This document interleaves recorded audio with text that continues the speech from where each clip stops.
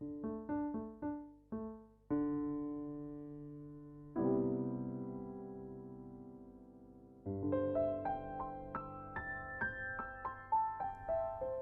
studio. There are too many wires, too many lights in my face. I can't think straight in this busy place. The golden thread is hard to see. The silence hardly needs breaking. Inspiration knocks as the sun disappears. Although my skin turns to goose pimples, my mind becomes clear. And the sweaty fog of my distraction lifts, like when I stub my toe real bad, and the everyday burden of my sorrow shifts with the throb and hopping of my aching foot. Sunglasses. When I am not feeling so fabulous, that's when I really love you.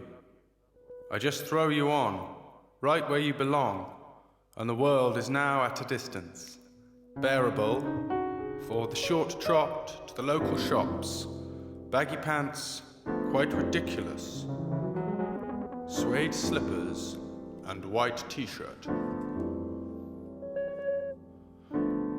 Green.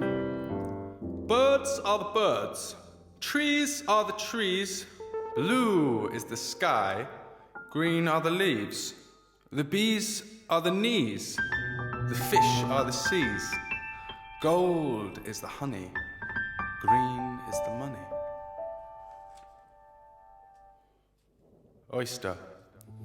When the world is your oyster, you'll know it. You won't need to show it, and you won't want to blow it. When the world is in your hands, you'll feel it. You won't have to steal it, you'll only want to heal it. Piano. Outside my door, where I don't have to think no more, where the tree shelters me from the reaching of our sun.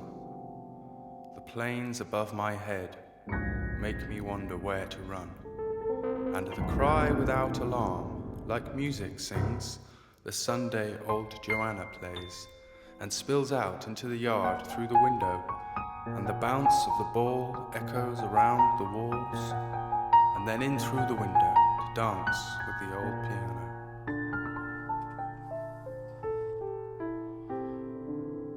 Get some sun. I want to get some sun. Tune in to the universe. Lie horizontal on a rug. Relax like lizards and converse. I need nothing like these rays.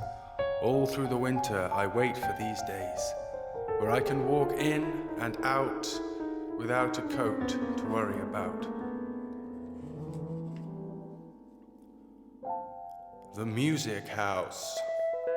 The music house, 4 floors, 2 dwellings for each level, 2 or more per apartment with 6 instruments per head.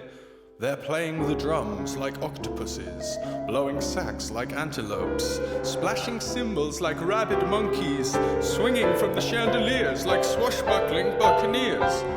Some have got their heads in books, mostly trying to learn new hooks in the music house where we all hang about. The beetle. With my unconscious foot, I did overthrow the beetle in mid-stride, and 'twas after a struggle with a stick and a leaf that finally the armored beastie came to relief. Those giant claws with barbs at the elbows are lifted in the sky, as if in thanks or to show her strength. Delete. When it's gone too far, I wish I could press delete, go back to a previously saved file, and miraculously, the bad stuff gets removed from the pile.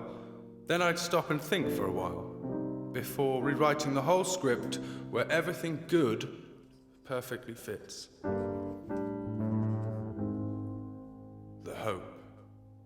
It ain't no joke, the big smoke, where people choke as fires are stoked.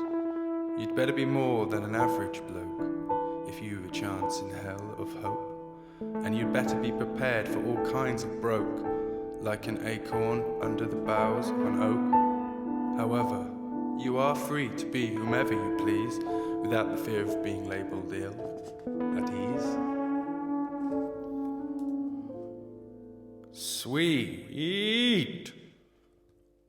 I way prefer the sweet taste of the European honey from the local store over the major superstore brand, bitter as if they squeezed it from the bees with plastic spatulas and made the poor little blighters gather it from artificial flowers secreting synthetic nectar encoded with fish brain DNA. I'm sorry, that's the way I feel. The moth. Look how fragile the moth is, how short her life, how madly she must beat her wings to keep herself in the light. The end.